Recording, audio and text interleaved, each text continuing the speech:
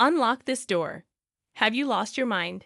They're probably saying that on the other side of this thick door, but I can't hear them, and frankly, I don't need their forgiveness. Facing the three flustered fools on the other side, I waved with a smile and said, "Let's go. Wonder if you can make it back safely. Good luck."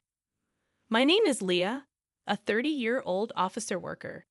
I'm a newlywed, married for just a year with no kids yet.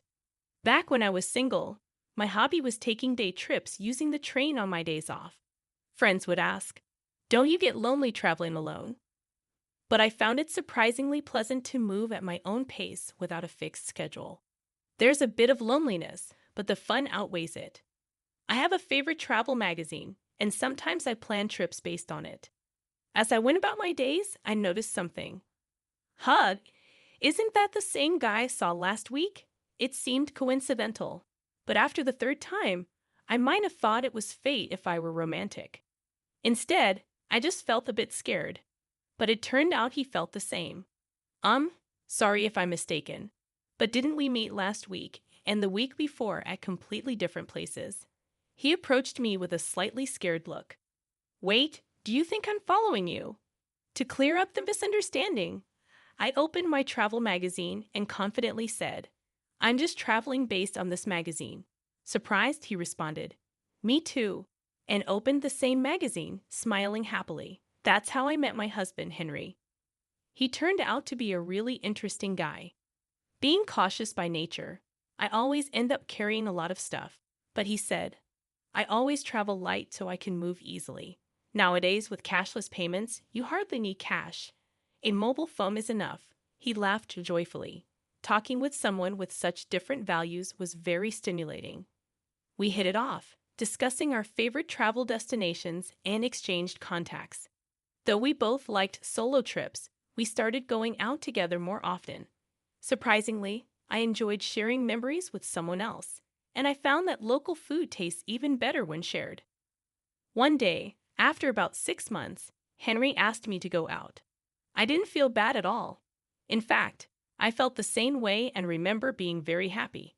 We decided to get married 6 months into our relationship. I thought our happy newlywed life was just beginning, but my expectations quickly shattered due to Henry's parents, Jack and Leah. Their house is about a 30-minute drive from ours. They are still in their 50s, with Aita working part-time, and both of them are employed. Initially, they used to visit our house, but lately, we've managed to maintain a reasonable distance. However, an incident occurred that disrupted this balance. "Hey, Henry, let's go here on our next day off." I agree, sounds good. Our post-marriage tradition of many trips to tourist spots continued as usual. Minimalist Henry recently reduced his belongings to just a mobile phone, even entrusting his wallet to me. It feels so light. I don't look like someone who's about to go out at all, do I? He said with a contented smile. I thought to myself, at least carry your own wallet. But it wasn't really a bother. It was an ordinary conversation, but that day was different. Oh, by the way, Dad and Mom's wedding anniversary is coming up soon. How about we invite my parents on our next trip? Henry's sudden suggestion made me tense up. Of course, there was a reason for that, but I couldn't just say no. So I responded, "Yeah, that sounds good." We haven't seen Leah and Jack recently anyway. Unaware of my slightly strained face, Henry didn't notice a thing. The next day, they were really looking forward to it. When I called, he told me, "I guess I have to give it my best shot." So I steeled myself. Honestly, I'm not comfortable around my parents-in-law. They're not bad people, we're just not a good fit. I'm more on the reserved side, not fond of noisy places, and this applies to people too. Talking to high-energy people can be mentally exhausting for me. Speaking of my parents-in-law, they are incredibly cheerful. When I first met them, their exuberance overwhelmed me. "Nice to meet you. I'm Henry's mom, and I'm the dad," they announced loudly, like comedians, making me stiffen up involuntarily. That time, the four of us, including Henry and his parents, went out to eat, and they chose the restaurant. I wondered if it's their favorite place, but when we got there, It was an all-you-can-eat buffet. Meeting their son's girlfriend for the first time at such a casual place made me laugh. We're so nervous today. We haven't eaten anything since morning, Alia, who didn't seem nervous at all, said cheerfully to me. That's right, that's right. Plus, we have to get our money's worth. The true reason for skipping breakfast was quickly revealed by Jack. Their loud voices attracted quiet laughter from nearby tables. Embarrassed by then and wanting to go home, looking sideways, thinking Henry must feel the same, I was surprised to find he wasn't there. He had gone to get food. Not to be outdone, the parents-in-law also got up, piling their plates with food. Are they planning to hibernate after eating so much? Can I really become part of this family? I managed only a forced smile at their overwhelming presence. I barely ate that day, nervous as I was, feeling uncertain about the future with Henry. I was touched when they said at parting, "What a wonderful girlfriend Henry has. He may be awkward, but please take care of Henry from now on, Leah." I was simply happy to hear that. I loved him too, and I thought the parents-in-law weren't bad at heart. So, when he proposed a few months later, I faced no hesitation, but it turns out I'm not adept at judging people. At our wedding, the bridegroom's parents, my parents-in-law, completely disregarded the ceremony and focused solely on eating, leaving my own parents utterly disillusioned. Henry has a brother, Jonathan, who seemed to be the only sensible one. I'm sorry my parents showed such an embarrassing side. It's really shameful. Jonathan came to greet us politely. As I heard from my parents, Jonathan, who lives alone, seems to have a strained relationship with his parents. It appears the feeling is mutual, as they once complained. That boy is always so noisy with his complaints. Just the other day, he bragged about buying several eggs when it was limited to one per person, and I scolded him for it. Seemingly annoyed, he replied, "Don't you feel guilty about benefiting yourself at the expense of others?" Hearing this story, I thought to myself, isn't that a fair point? What's wrong with that, Aliyah? I honestly felt that way when the parents-in-law came to visit our new home. They arrived empty-handed, which wasn't a problem. But then they started rummaging through our shelves, exclaiming, "Isn't this the snack they're advertising on TV? I've been wanting to try it. Oh, and this one too." They foraged through my hidden snacks like they were on a treasure hunt. Even though I bought those snacks, Henry, without any malice, said, "If you want them, take them home. That's fine, right, Leah?" I wanted to smack him right then and there. All I could do was respond with a forced smile. I had a suspicion, but it was clear now. The parents-in-law were moochers. "I want this. I want that. Give me, give me." In the early days of our marriage, they came over every week, sensing an opportunity, and I was almost driven to neurosis. Hey, don't you think there's something off about Aliyah and Jack? They're kind of annoying. My anger exploded, and I ended up fighting with Henry. Despite how angry I was, Henry looked puzzled and said, "No, not really. Is it that strange? They've been like that since I was a kid. Don't worry about it," he said, patting my shoulder lightly, which made me furious. "Are you kidding me? If this keeps up, I'll divorce you. Just do whatever you want." My raised voice seemed to alarm Henry, and he quickly put an end to the parents-in-law's invasions. I don't know what Henry said to them, but since then, we've been living peacefully. However, the thought of traveling with the parents-in-law naturally made me anxious on the day of the trip. I was taken aback to see them waiting. "It's been a while, Leah. I heard you've been busy with work. Must be tough." Alia spoke to me, but I was far from calm. The reason lay in the appearance of the parents-in-law. Alia and Jack, where's your luggage?" Looking closely, Alia and Jack had brought nothing with them, even for a day trip. Isn't it normal to bring at least a bag? We wanted to be ready to move quickly, and I have a sore shoulder. Their response echoed something I'd heard before, and it was baffling. The rest of the trip went as badly as I feared. It was soon revealed that the parents-in-law had forgotten their wallets. Feigning ignorance, they said, "That's strange, isn't it?" Watching them play dumb, I thought, maybe it's better to just call off this trip or even cancel it. Yeah, Unfortunately, my feelings weren't understood, Henry, looking exasperated, said again, "My folks have always been like this. I'll cover for them, but make sure they pay me back." It seemed the trip would continue as the parents-in-law laughed and apologized. All I felt was disgust. Even after we arrived at our destination, the parents-in-law's rudeness didn't stop. They complained to the store staff. "Isn't there any free tasting? Wow, stingy, huh?" When I, feeling thirsty, bought a drink and hadn't even taken a sip yet, Alia said, "Can I have a sip of that? I'm thirsty too. I can't believe I forgot my wallet, huh?" While I forced a smile, an exasperated Henry intervened. "Stop it. It's embarrassing. Look, I'll buy you one." Overhearing this, Jack muttered under his breath, referring to me. What a stingy woman, lacking compassion. I didn't miss his comment. I could say the same to you. I should have left at that point, but I was a bit stubborn. A similar incident happened twice more afterward. Apparently, the first trip was so enjoyable that Alia contacted Henry for another. When I saw them on the station platform, I couldn't help but feel chills. The second time they brought their wallets, but when the moment came, "Oh no, this is the wallet I used before." I rushed out in such a hurry. Their obvious lie was something only Henry would believe. And on the third trip, they forgot their wallets again. By then, it was clear it was a deliberate act. "Alia, excuse me, but did you deliberately forget your wallet? You never intended to pay, did you?" I hit the nail on the head, and her face turned red. "Hey, what a rude woman you are." "Apologize to Leah." Jack glared at me, demanding an apology.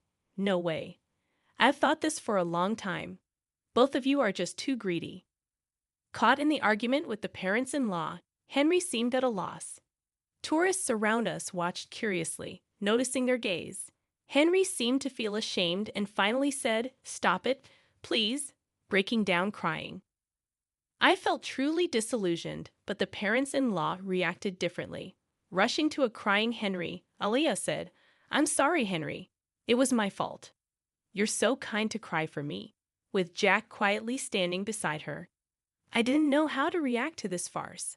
Only one thought came to mind. Yeah, this is impossible. Let's get a divorce. That was all I could think, seeing Henry's tears. The parents-in-law seemed to lose their fighting spirit. "Leah, we know we're often in the wrong. It's Henry's money. But still, we've taken advantage of him. It's Henry's money after all." I don't know why they said it twice, but their words, dripping with sarcasm, showed no real remorse. And so, it was confirmed that they had deliberately forgotten their wallets. Alia referred to it as Henry's money, but we both work, and his salary is only slightly higher than mine. Our actual incomes are not much different.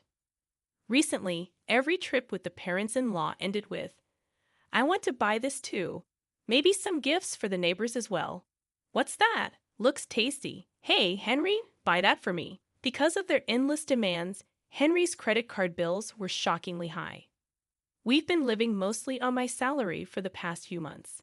At the time of marriage, I considered it family money and believed in spending within the limits of our allowance for personal desires. Don't be a burden to your partner. The thing that infuriated me the most was when cashless reliant Henry exclaimed at our travel destination, "What, only cash here?" He called me over, pulled his wallet out of my bag. It only had a few dollars in coins. "No," I messed up. "You know I don't carry cash, right?" he said without malice. It still makes me furious thinking about it. For the record, I always paid for my own things, yet the parents-in-law probably thought I was living off Henry's money and just complaining. We split living expenses, so such accusations were nothing but unpleasant. Thinking all this, I coldly watched Henry crying and Jack consoling him. After a moment of thought, I said, "I was wrong too. Sorry for being presumptuous. You guys go ahead on the train. I'll buy some drinks and follow." I smiled calmly, and Henry and the parents-in-law happily boarded the train. Their smiles turned to panic a few minutes later when I didn't return. Henry must have felt something was off as he messaged me, "Leah, are you coming? The train is about to leave." Right then, the heavy doors slowly closed from the platform. I had a clear view of Henry's panicked face. It seemed he noticed me and was shouting something. I was replying to his earlier message. I'm divorcing you. If your parents are so important, live happily with them. Goodbye. I ignored his calls, thinking, doesn't he care about being a nuisance on the train? Tease. He sent several messages afterward, but I ignored them all. Henry's face through the door slowly turned to anger. Hey, open this door. Are you crazy? I won't forgive you, he said, as if I needed his permission. The parents-in-law seemed to be yelling too, but of course, I couldn't hear them. Smiling at the three fools, I said, let's go. Wonder if you'll make it back safely. Good luck. The train quietly departed, quickly disappearing from sight. That train won't stop for a while. Walking back would be quite a challenge. After watching the train leave, I hurried home to pack my bags and left. I stayed with a friend I'd been discussing divorce with. Henry's barrage of messages continued until they suddenly stopped. His phone must have died. He often forgot to charge it before bed, and it was only at 20% this morning. Portable battery chargers are essential. That was Henry's mantra. But his crucial portable battery charger was in my bag, along with his wallet. I left all the belongings he entrusted to me at home. He must be panicking by now, but that's not my concern. While planning my next steps with my friend, my mobile phone rang. The caller was unexpected. Jonathan, Henry's brother. Leah, I'm sorry. Did something happen? According to Jonathan, Henry's phone had run out of battery, and in his panic, he dropped it, shattering the screen. Unable to reach me, the desperate parents-in-law could only think of one person to call. So I got contacted, but all I got was, ask Leah for the reason. He seemed unwilling to say more. I told Jonathan everything about Henry and the parents-in-law without holding back.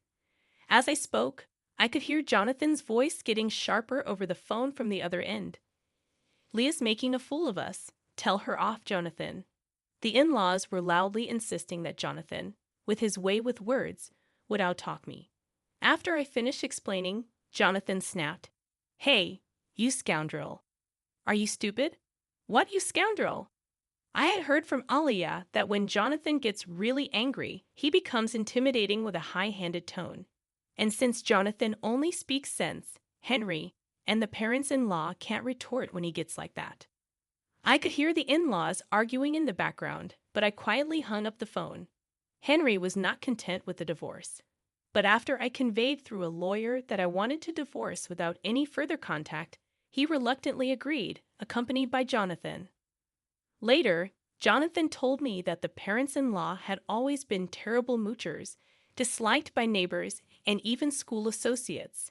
When Henry returned to the ex-in-law's house, he quickly became the talk of the neighborhood, and now all three hardly ever go out. Henry's colleagues, not knowing what to say about the quick divorce, were treating him like a delicate subject. I'm glad to cut ties with them after this incident, Jonathan told me with a laugh. The parents-in-law were known at the local supermarket for their outrageous behavior. This is expiring soon, so give me a discount. It's a little damaged, so I'll take it for free. Jonathan expressed his long-standing embarrassment and disdain for his parents' behavior. Recently, Henry has been seen joining them, reflecting their blood connection. It turned out the parents-in-law were both gambling addicts, often skimping on food expenses, which explained their constant hunger and lack of money. When asked about the reason for my divorce, I can only say it was a difference in values. If anyone can tolerate such behavior, they must be incredibly broad-minded. It was just too much for me. I've continued working and even started a side job as a web writer after my travel blog caught a publisher's attention. I still travel, combining it with writing assignments. Solo travel seems to suit me best. Last month, I earned a decent income from writing, so I'm planning to take a vacation to a resort somewhere far for relaxation. I'm still only 30 years old,